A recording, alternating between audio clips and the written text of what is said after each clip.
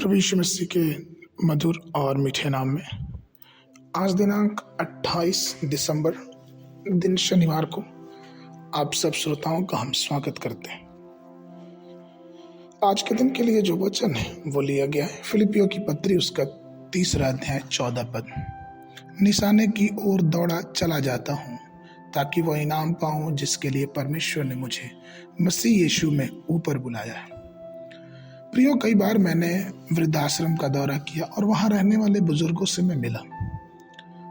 मसीह में बुजुर्ग बहुत आनंदित होते, वो खुश होते और वो अपने अतीत की बातों को सोच के खुश होते और अपने भविष्य से जुड़ी बातों को सोच के खुश होते।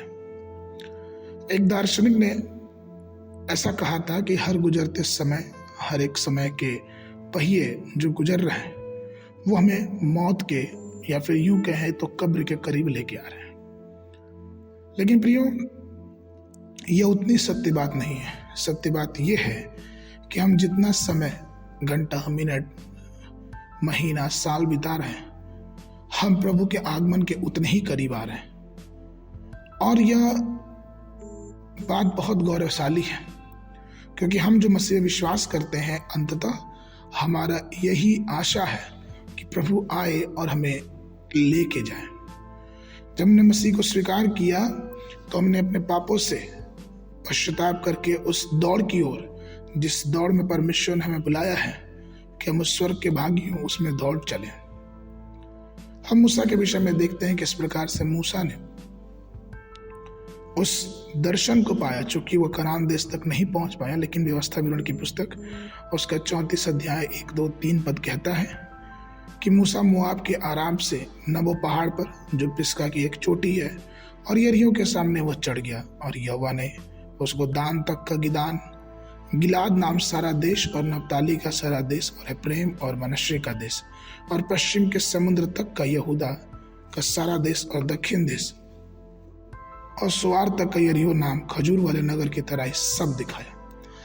कहने का तात्पर्य यह है प्रियो कि परमेश्वर ने उस आने वाले समय के बारे में मूसा को दर्शाया, लेकिन वो मूसा वहां जा नहीं पाया। वैसे ही प्रियो, परमेश्वर ने हमें अपने वचन के द्वारा ये दर्शाया है कि किस प्रकार से उसका राज्य आने वाला है, वो कनान राज्य जिसमें मसीह खुद ही राजा है। और मसीह परमेश्वर जब इस स्वर्ग में आएगा, स्वर्ग से इस धरती पे आएगा, तो वो हमें ले जाने के लिए आएगा। इसलिए जरूरी इस बात का है कि प्रियो, हम उस लक्ष्य की ओर दौड़ें और परमेश्वर की बातों पे विश्वास करके आगे बढ़ें, क्योंकि हमें निशाने की ओर दौड़ना है और वह निशाना हमारा प्रभु यीशु मसीह है। आज के मनन के लिए व्यवस्था विवरण की पुस्तक उसका 34 अध्याय 7 पद। मूसा अपनी मृत्यु के समय 120 वर्ष का था, परंतु ना तो उसकी आंखें धुंधली पड़ी और ना उसका पौरुष घटा।